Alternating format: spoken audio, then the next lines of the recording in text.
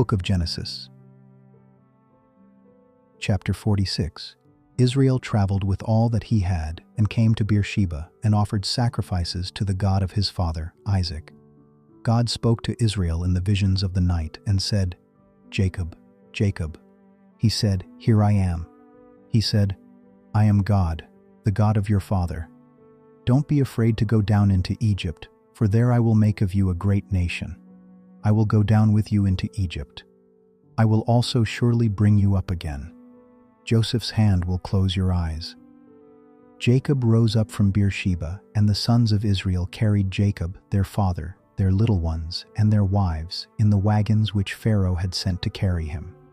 They took their livestock and their goods, which they had gotten in the land of Canaan, and came into Egypt, Jacob and all his offspring with him, his sons and his sons' sons with him, his daughters and his sons' daughters, and he brought all his offspring with him into Egypt. These are the names of the children of Israel who came into Egypt, Jacob and his sons, Reuben, Jacob's firstborn.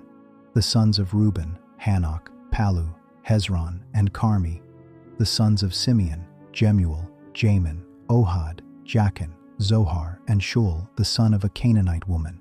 The sons of Levi, Gershon, Kohath, and Merari. The sons of Judah, Onan, Shelah, Perez, and Zerah. But and Onan died in the land of Canaan. The sons of Perez were Hezron and Hamul. The sons of Issachar, Tola, Puvah, Iob, and Shimron. The sons of Zebulun, Sered, Elon, and Jaleel. These are the sons of Leah, whom she bore to Jacob in Padan Aram, with his daughter Dinah. All the souls of his sons and his daughters were 33. The sons of Gad, Ziphion, Haggi, Shuni, Esbon, Eri, Arodi, and Areli. The sons of Asher, Imnah, Ishva, Ishvi, Beriah, and Sarah, their sister. The sons of Beriah, Heber and Malchiel. These are the sons of Zilpah, whom Laban gave to Leah, his daughter, and these she bore to Jacob, even 16 souls. The sons of Rachel, Jacob's wife, Joseph and Benjamin. To Joseph in the land of Egypt were born Manasseh and Ephraim, whom Asenath, the daughter of Potipharah, priest of On, bore to him. The sons of Benjamin, Bela, Becher, Ashbel, Gera, Naaman, Ahi, Rosh, Muppim, Huppim, and Ard. These are the sons of Rachel, who were born to Jacob. All the souls were 14. The son of Dan, Hushim. The sons of Naphtali, Jahaziel, Guni, Jezer, and Shillem. These are the sons of Bilhah, whom Laban gave to Rachel, his daughter, and these she bore to Jacob. All the souls were 7. All the souls who came with Jacob into Egypt, who were his direct offspring, in addition to Jacob's sons' wives, all the souls were 66. The sons of Joseph, who were born to him in Egypt, were 2 souls. All the souls of the house of Jacob, who came into Egypt, were 70. Jacob sent Judah before him to Joseph to show the way before him to Goshen, and they came into the land of Goshen. Joseph prepared his chariot and went up to meet Israel, his father, in Goshen. He presented himself to him and fell on his neck and wept on his neck a good while. Israel said to Joseph, "Now let me die, since I have seen your face, that you are still alive."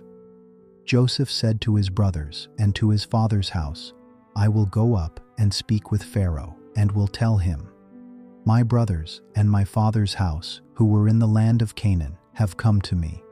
These men are shepherds, for they have been keepers of livestock, and they have brought their flocks and their herds and all that they have.' It will happen when Pharaoh summons you and will say, 'What is your occupation?'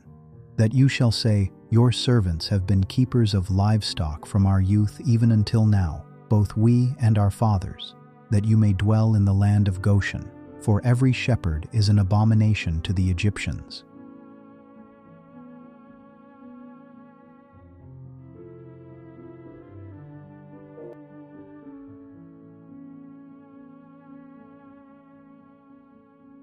Book of Genesis. Chapter 47. Then Joseph went in and told Pharaoh and said, "My father and my brothers, with their flocks, their herds, and all that they own, have come out of the land of Canaan. And behold, They are in the land of Goshen." From among his brothers he took 5 men and presented them to Pharaoh. Pharaoh said to his brothers, "What is your occupation?" They said to Pharaoh, "Your servants are shepherds, both we and our fathers." They also said to Pharaoh, "We have come to live as foreigners in the land, for there is no pasture for your servants' flocks, for the famine is severe in the land of Canaan. Now therefore, please let your servants dwell in the land of Goshen." Pharaoh spoke to Joseph, saying, "Your father and your brothers have come to you. The land of Egypt is before you. Make your father and your brothers dwell in the best of the land.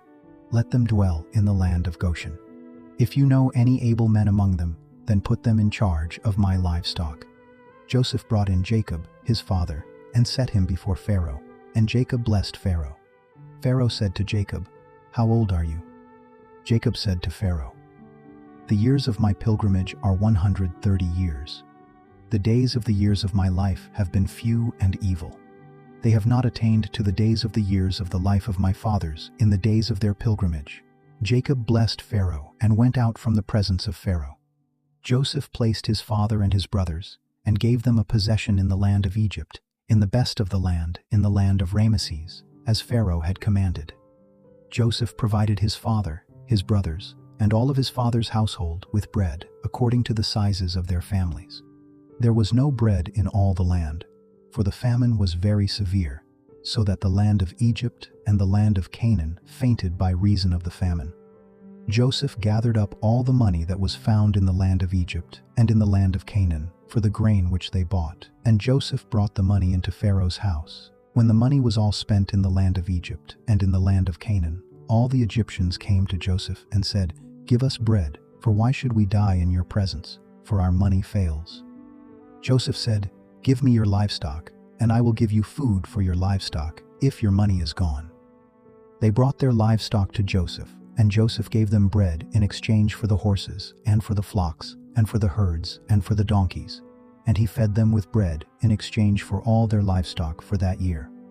When that year was ended, they came to him the second year, and said to him, "We will not hide from my lord how our money is all spent, and the herds of livestock are my lord's. There is nothing left in the sight of my lord, but our bodies and our lands.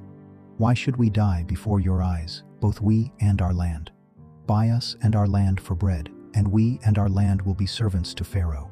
Give us seed, that we may live, and not die, and that the land won't be desolate." So Joseph bought all the land of Egypt for Pharaoh, for every man of the Egyptians sold his field, because the famine was severe on them, and the land became Pharaoh's. As for the people, he moved them to the cities from one end of the border of Egypt, even to the other end of it. Only he didn't buy the land of the priests, for the priests had a portion from Pharaoh, and ate their portion, which Pharaoh gave them. That is why they didn't sell their land. Then Joseph said to the people, "Behold, I have bought you and your land today for Pharaoh. Behold, here is seed for you, and you shall sow the land. It will happen at the harvests, that you shall give 1/5 to Pharaoh, and 4 parts will be your own, for seed of the field, for your food, for them of your households, and for food for your little ones." They said, "You have saved our lives. Let us find favor in the sight of my lord, and we will be Pharaoh's servants." Joseph made it a statute concerning the land of Egypt to this day, that Pharaoh should have the 1/5. Only the land of the priests alone didn't become Pharaoh's. Israel lived in the land of Egypt, in the land of Goshen, and they got themselves possessions therein, and were fruitful, and multiplied exceedingly. Jacob lived in the land of Egypt 17 years. So the days of Jacob, the years of his life, were 147 years. The time came near that Israel must die, and he called his son Joseph, and said to him, "If now I have found favor in your sight, please put your hand under my thigh, and deal kindly and truly with me. Please don't bury me in Egypt, but when I sleep with my fathers, you shall carry me out of Egypt, and bury me in their burying place." Joseph said, "I will do as you have said." Israel said, "Swear to me." And he swore to him. Then Israel bowed himself on the bed's head.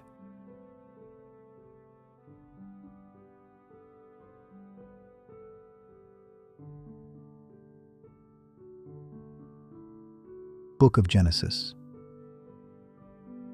Chapter 48. After these things, someone said to Joseph, "Behold, your father is sick." He took with him his 2 sons, Manasseh and Ephraim. Someone told Jacob and said, "Behold, your son Joseph comes to you." And Israel strengthened himself and sat on the bed. Jacob said to Joseph, "God Almighty appeared to me at Luz in the land of Canaan, and blessed me, and said to me, 'Behold, I will make you fruitful, and multiply you, and I will make of you a company of peoples, and will give this land to your offspring after you for an everlasting possession.' Now your 2 sons, who were born to you in the land of Egypt before I came to you into Egypt, are mine. Ephraim and Manasseh, even as Reuben and Simeon, will be mine.